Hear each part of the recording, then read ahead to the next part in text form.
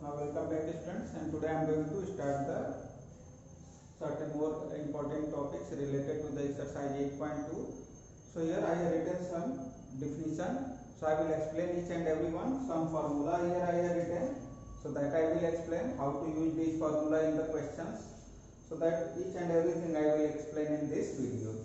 So all of you are here familiar with the cost price. First I have written the definition of the cost price. In the short, cost price is written as CP. CP, that is the full form, will be C means cost and P means price. That is cost price.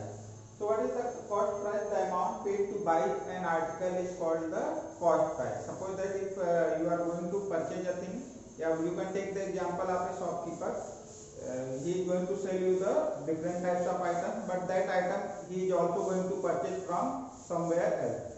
So on the price on which the shopkeeper is going to purchase the item, that is called the cost price. So CP, the amount paid to buy an article, is called the cost price. So that is written as CP. Next, overhead expenses. Suppose that if a shopkeeper is going to purchase anything, then he is going to expend some more money on the transportation, like labor charges and some other expenses are there. So that are called the overhead expenses. Suppose that if the shopkeeper is going to purchase anything, then he is going to use the transport to take that article from where he is going to purchase, and some labor charges will be given. So that all these prices which are apart from the cost price, that is called the overhead price.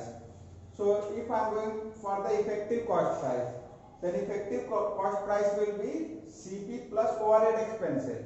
Suppose that if I am going to ask that what is the price for the article the shopkeeper had purchased, so that will be cost price on which he had purchased, and rest of the other charges like transportation, labor, so including all the you will get the effective cost price.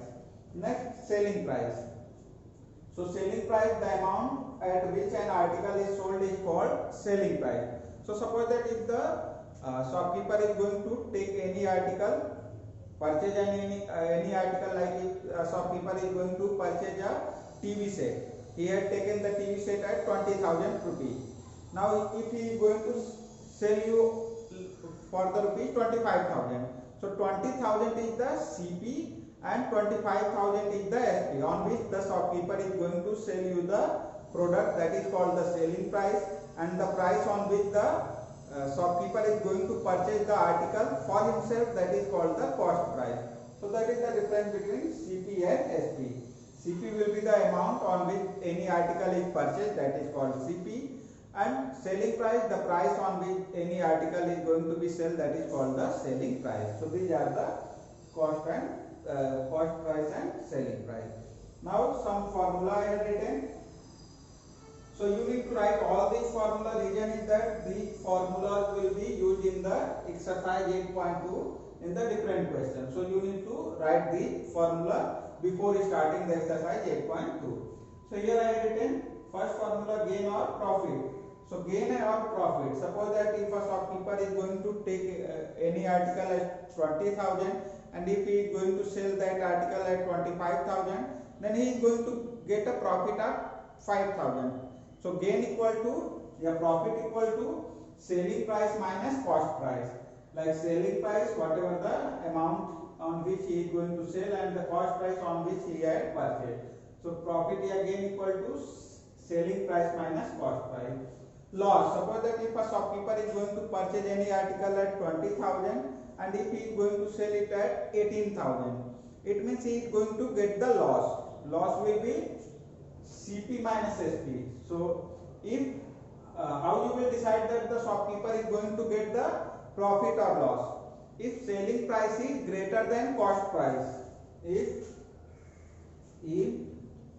selling price is greater than cost price, if selling price is greater than cost price, then there will be the profit. And if cost price is greater than selling price, then there will be loss. So when the profit will be there when selling price is greater than CP, and profit will be selling price minus cost price. In the same way, loss when the selling price is less than cost price, or cost price is greater than selling price, then there will be the loss. So here loss equal to CP minus SP. So these formula you will apply to get the profit or loss. So these were the first two formula. Now third formula is profit percent. So students, if you are going to find the profit percent, so profit percent equal to profit upon CP into 100. That will be in the percent. Profit percent equal to profit upon CP into 100. That is the profit percent. So first you will find the profit, that is SP minus CP, and then profit percent equal to whatever the profit you are going to get, that will be divided by CP multiplied by 100. So that will be the profit percent. In the same way, loss percent equal to loss upon CP into 100. So at the place of profit, if he is going to get the loss, so it will be loss upon CP into 100%. So that will be the profit or loss percent. Now next formula is selling price. Suppose that if you are given the profit percent and cost price, if you are having two values, CP and profit percent, then you can find the selling price. So selling price equal to 100 plus profit percent divided by 100 into CP. In the same way, if the person is going to get the loss, then selling price equal to 100 minus loss percent upon 100 into CP. So in both the formula, all the things are similar, only here plus profit percent is there and here it is minus loss percent. So if profit will be there, then here it will be 100 plus profit percent upon 100 into CP. And if loss will be there, then here it will be 100 minus loss percent upon 100 into CP. So these are the two formula to get the selling price when profit percent and cost price is given. Now here it is the seventh formula. Here it is the formula to get the CP, cost price. When you will get the cost price when selling price and profit percent is given. So CP equal to 100 upon 100 plus profit percent into SP, and if loss is there, so CP equal to 100 upon 100 minus loss percent into SP. So friends, whatever the last two formula I have written, that two formula you can get from these two formula. Here I have written SP equal to 100 plus profit percent upon 100 into CP. So if you are going to transfer that 100 in that side, so it will be SP into 100. So SP into 100, and the bracket value will be divided. So 100 upon profit percent. So the same formula, this formula you can use to find this formula also. In the same way, this formula will be used to find this one. So if you know these two formula, then you can find these two formula also.